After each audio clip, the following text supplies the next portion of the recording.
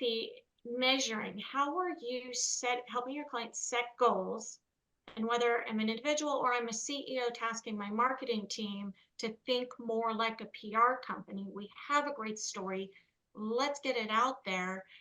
How are we setting up those goals and measuring the progress?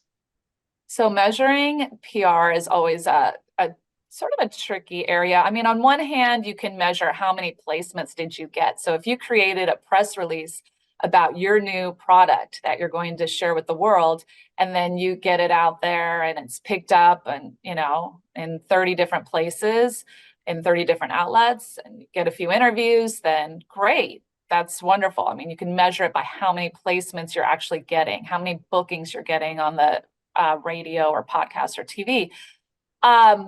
So the PR effort worked. Now the ROI, so to speak, how did this impact sales? And that's when you really want to make sure you're pitching out to your target audience in your market. So then you narrow it down and you say, okay, we were in trade publications or wherever you landed in that increased your business, then you can also measure it that way, that you got the right kind of press, not just press. So you have to be careful with that. Back when I was with Serafina, I always approved as part of the director of PR when these reality shows wanted to come in and film in the restaurants. And sometimes the managers didn't like it because, there's some cameras and it's sort of upsetting business.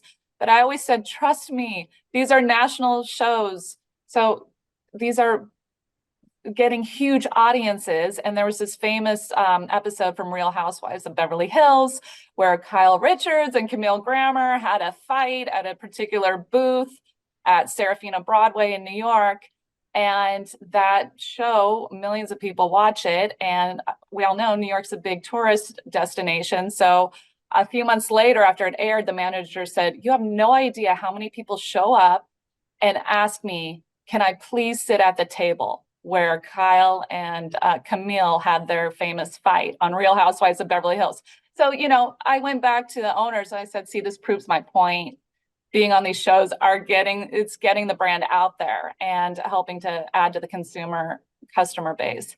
Sometimes when you're marketing a book or like a new drink, an alcoholic beverage, you don't always see the immediate results. So I was just at Pebble Beach Food and Wine a few weeks ago, weekend before last, and the vineyards, they all want to be there. And of course, I tried some great things. Doesn't mean I'm going to buy it today, but in 2 months, I might see a label and I remember trying it and that was great.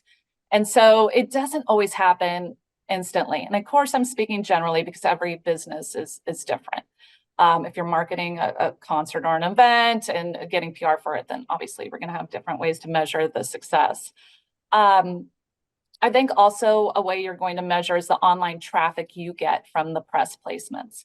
So you can see that you're in various outlets and you can start seeing how many people ended up at your website, especially if you're selling something through your website. You can track it that way and, getting feedback from your demographic after a PR effort. That is also considered a success as well, as long as it's positive feedback, but you're reaching people, you're reaching the people that you want to.